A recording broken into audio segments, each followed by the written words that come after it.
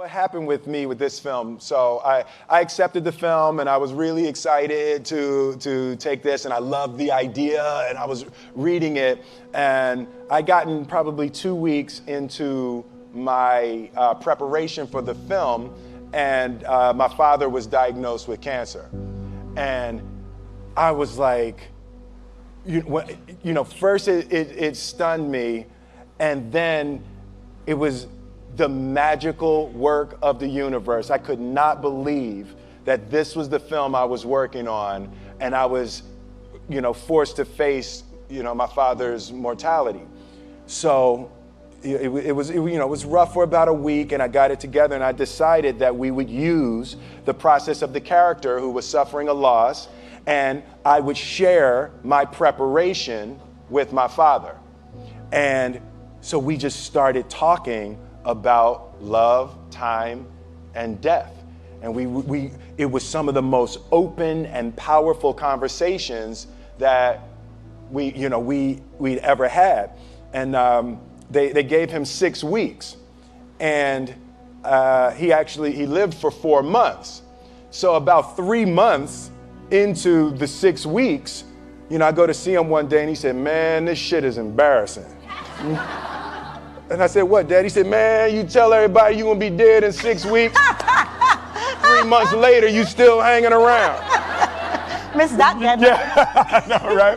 But it was so beautiful, and we got to a place that we were talking open and comedically and really. I think I was able to embody the ideas of the loss and also the redemptive quality of the pain. The loss is bound to joy. Like pain and suffering are bound to joy.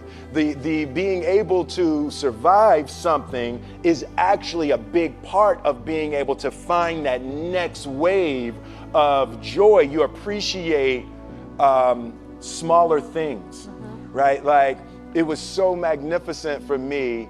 My father died on November 7th. But it was so powerful for me to be cleansed of box office. Like, I don't need the box office to be huge on this film. I don't need to win any awards. I don't care. It was the film that I worked on that I was actually able to comfortably and beautifully say goodbye to my father.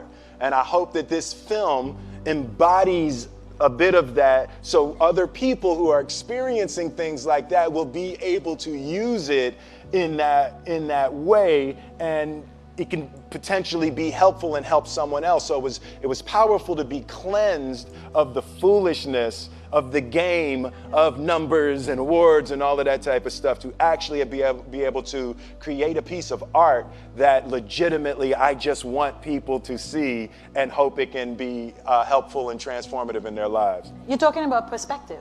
Perspective, absolutely, yes. Yes. How much does fear play into preventing us from grasping perspective, though? Oh no, fear is everything. Yeah, like if there was one concept that I would suggest to people to take a daily confrontation with, is fear. The problem with fear is that it lies, right? So fear tells you, hey, if you say that to that girl, she's gonna know she has you, and she'll never really be attracted to you if she knows how much you attracted to her. Don't say that. No, how we get her is when she walks by, ignore her. Right, it's it's like pop it on your shoulder. Fear tells you dumb shit like that, right? So for me, the daily confrontation with fear has become a real practice for me since about three years ago. I went skydiving in Dubai, right? And skydiving is a really interesting confront with fear, right? So I gotta stand up. I'm sorry, I gotta stand up. All right. So All your friends, what happens, you go out, I dropped my thing. Yeah. So what happens is you go out the night before and you take a drink with your friends and somebody says, yeah, we should go skydiving tomorrow. And you go, yeah, we'll go skydiving tomorrow, yeah, and you go, yeah, and everybody goes, yeah, right? And you go home and you by yourself, you're like, right? You're like, well, I mean, they was drunk too. Right, so maybe they not, maybe, I mean, we don't have to go, we don't have to do it. So then that night you're laying in your bed and you just keep, and you're terrified. You keep imagining over and over again jumping out of an airplane and you can't figure out why you would do that, right? And you're laying there and you have the worst night's sleep of your life, but you still have the hope that your friends were drunk, right? So you wake up the next day and you go, down and you say where you were going to meet and everybody's there. You're like, oh, shit. All right, cool. Right? So you get in the van and you don't know that your friends had the same night that you had because they're pretending like they didn't. They're like, yeah, man, my uncle's a Navy SEAL and, this is going to be great. I've been looking forward to this. And you're like, oh, my God. And your stomach is terrible. You can't eat and everything, but you don't want to be the only punk who doesn't jump out of this airplane. So you get there, and then you have this safety brief. And you're standing there, and the guys will tell you, well, if the chute doesn't open, what's going to happen is why the hell, what could happen? That the chute wouldn't open, right?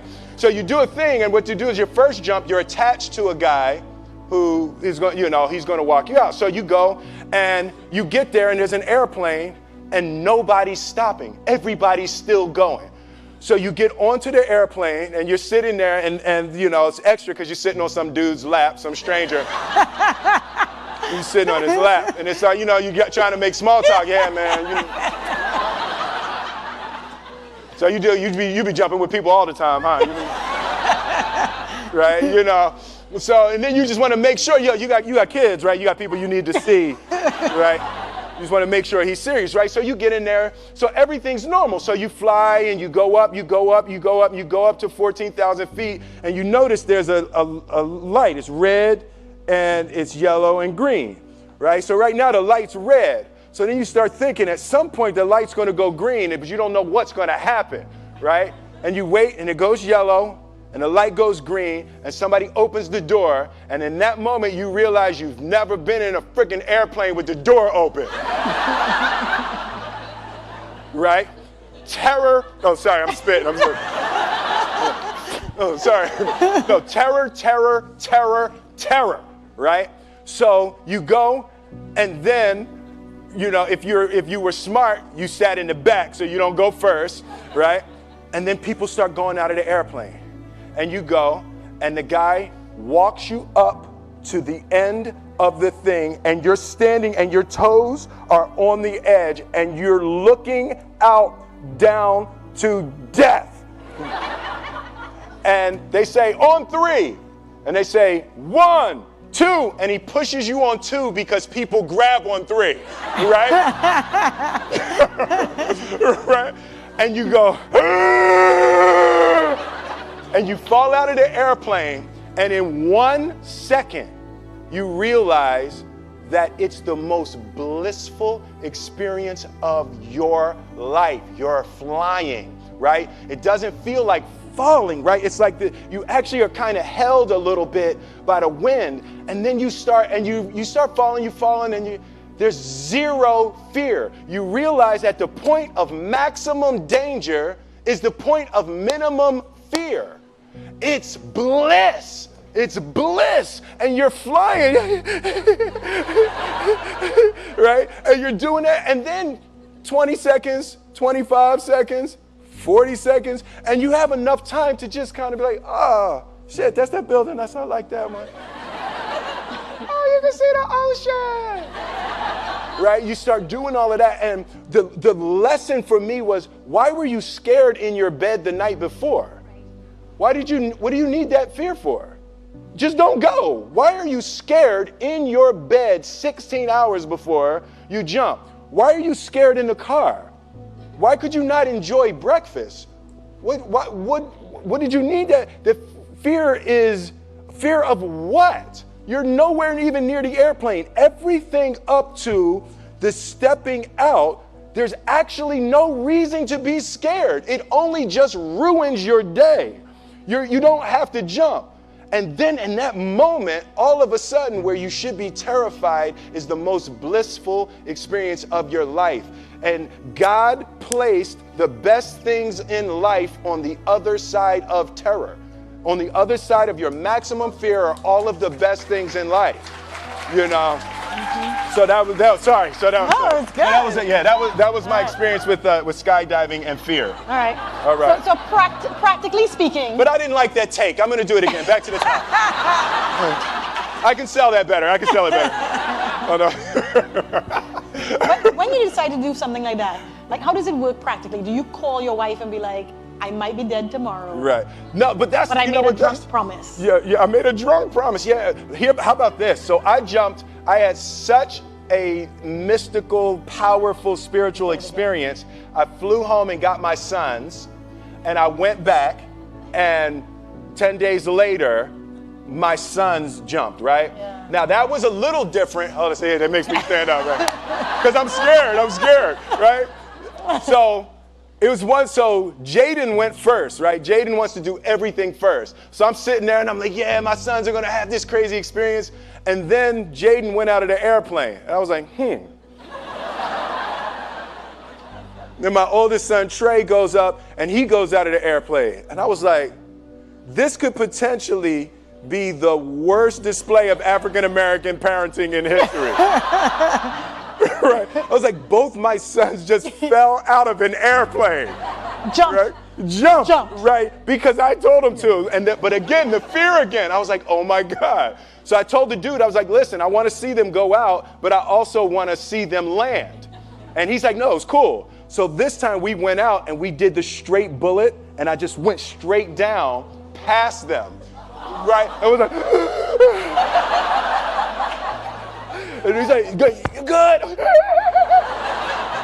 Right, did the bullet straight past, pulled the chute late. Oh, sorry, this makes me spit. I'm sorry. Pulled the chute late, landed, and then videoed them coming down. But it was like, they had the same thing, the same experience with the fear. But that I'm telling you, the confrontation with fear is an absolute magical way of facing the things we have to do in this life.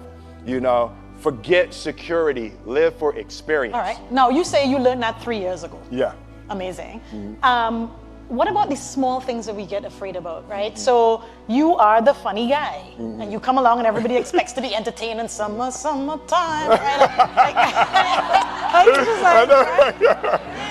Like, are you ever afraid that you're like, you know what, today I'm really not feeling Jazzy Jeff. Like I'm just, I don't want to be that guy today. So this whole movie, you were not that guy. Not that guy, right, yeah.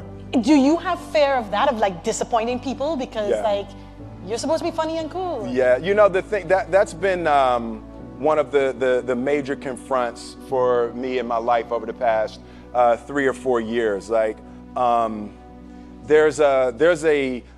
Will Smith is an idea, right? So there's parts of that that's me, but that character from The Fresh Prince of Bel-Air was who I was 26 years ago.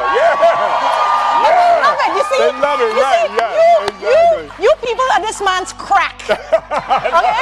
He's talking about evolving, like, moving on, and you're like, Fresh Prince! That's what we want to hear about! You know, so, but that's the thing, to be able to boldly be able to move and grow and create and hope that the things that I'm able to deliver at this point. I was 20 doing the Fresh Prince, so I'm 48 now. So it's a really different time in my life. Yeah, that got less of a cheer.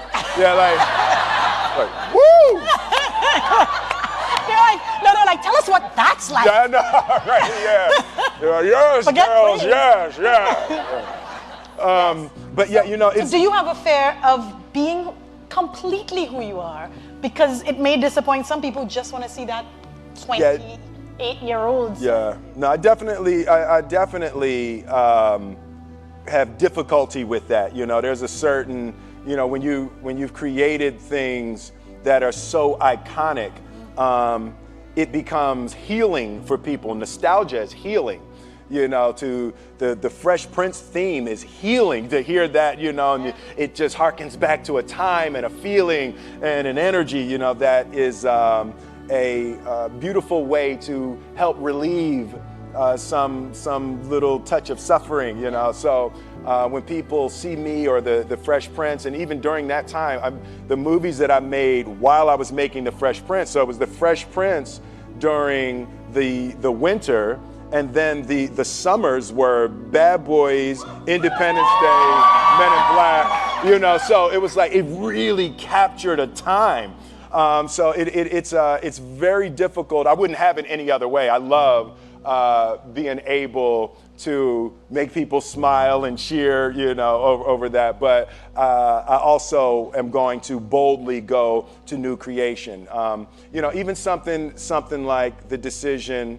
I had the two screenplays in front of me for the Independence Day 2 and for Suicide Squad. So I had to choose between the two of those. And even the choice of going to Suicide Squad, nothing about the qualities of the movies, but the choice of trying to go forward versus clinging and clawing backwards, So I do want to aggressively go forward and do new things and create and hopefully be able to stumble upon a new heyday. Amazing. Now you have an incredible cast. Oh God, yes. In this movie. How does that happen too? Like, how do so many big stars decide, this? And then how does that work between you all? It's the ideas, the screenplay. Alan Loeb, the screenwriter, he just wrote a brilliant screenplay. Everyone related to the ideas of love, time, and death as powerful tools to try to put your life back on track. So everyone related to the journey. But I mean, look at that group. That's like ridiculous. That's like a superhero movie. Yeah. Yeah. Now, did your father get to see any of it? No, he came to set once, but he didn't get to see the film. And y'all were close? Yeah, we were very close. Yeah. My father. When I put my life together and I look at my father, my mother, and grandmother were the most influential people in my life. And in my mind, when I draw it, I always draw a triangle. And my father was the base, and my mother was the left side, and my grandmother was the right side. And I always put discipline as the bottom. My father, hard work, discipline, endurance was really the foundation of creating my life. And my mother was education, and my grandmother was love. So, the combination of that discipline, education, and love was a... You know what? I'm really grateful for you sharing with us that part of you and also the struggle with his death, because the other thing is that we live in a time where people show these curated sides of them. Right. Because I think of the same fear. Yeah. Right? You just want to be this piece. Absolutely. Not all the rest of it, but you struggle. Nobody wants to hear all of that, It's Facebook. Come on, let's have fun. No. So dude, it's a bummer your dad's gone.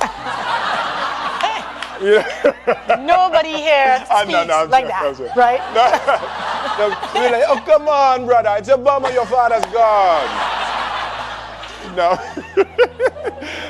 but, for me, laughing is the elixir, and that was another thing that my father taught me. He was joking all the way up to the end. Like, laughing, you have to be able to laugh at everything.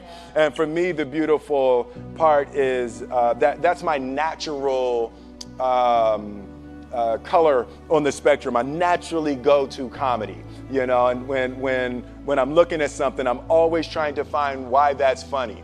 And it's been really, really helpful in this experience, and even just this point in my life. Remember to laugh, and spend time with people that make you laugh. Like, that is hugely important. Laugh and connect. Yes, absolutely. Those are good messages. Yeah, I love this idea. It's a guy trying to put his life back together, and he just gets furious and rants and writes letters to love, time, and death. and then love, time, and death respond. So it's a really that beautiful Christmas flavor was just a little touch outside of reality. So you get to deal with real subjects and real topics and real loss, but because it touches just that New York Christmas just a little bit outside of the, how excruciating it would be if you dealt with it, straight, hard, rated R, loss, So I just love going into that realm of the mystical to be able to take a good look at real human issues. Mm-hmm. So you talk about real. Mm-hmm. I felt it was the most real I had seen you be. Really? Yeah, like I felt there was no filter there. Yeah. And I wondered, for somebody who could choose to do anything, was there something special that drove you to this? Yeah, when I first read it, when I first read it, every once in a while you read a screenplay, and the most important thing in a movie, I guess the two most important things that I look for is one is the universally relatable concept, right? So just at its core, when you first say it, when you say one line about it, can you connect to people? And one of the best ones I've ever had, like something with like I Am Legend, the last man on earth. Yeah. Security, you'll keep an eye on this section right here. But it's like when you just have that one thing, and with this it was a little bit heavier, but it was a guy trying to put his life back together after an extreme loss. Right, so people can relate to that. That's an extremely relatable idea. And then I flip to the last 10 pages and the ending. It's like, this is a movie that has lots of twists and turns, but then even within the last 10 pages, there's still another surprise. When you can send people out of a movie theater with another surprise, historically, there's been times I've sent people out of the movie theater and the surprise in the last 10 minutes is that the movie wasn't good, right? So you want to avoid that surprise. You want to avoid that one. But with this one, it had such an interesting turn in the end of it. It was one of the most fun screenplays I've ever read. Why are you doing movies at all still? Like, you're rich. Yeah. You could, as we say, cock up your foot and rock back. Cock up my foot and rock back. Yeah. I love that. Why, That's just fantastic. What is getting you out of bed to still go and do this thing? I enjoy connecting with people and ideas, and I have a mission statement. So every year for probably the past 10 years, I've worked out a mission statement for myself. And for the last few years, the mission statement has stayed the same, and it's been improve lives, right? So when I go into something, I'm looking for how the quality of this piece could potentially improve lives. But it's all along the way. It's when you make the movie and how you're interacting with people in the process. And the concept of improving lives runs through the center of everything I do. And then I realized that the way to improve lives is to continually improve yourself, right? So with that, every morning when I get out of the bed, I haven't fixed everything in the world yet, so there's always something to do. And in this film, I read an interesting quote from the Siddhartha Gautama, the Buddha. He said that good people have to get out of the bed every day and try to empty the ocean with a ladle, right? And I thought that was, I knew that was profound, and I paused for a second, and I said, all right, what the hell is a ladle, right?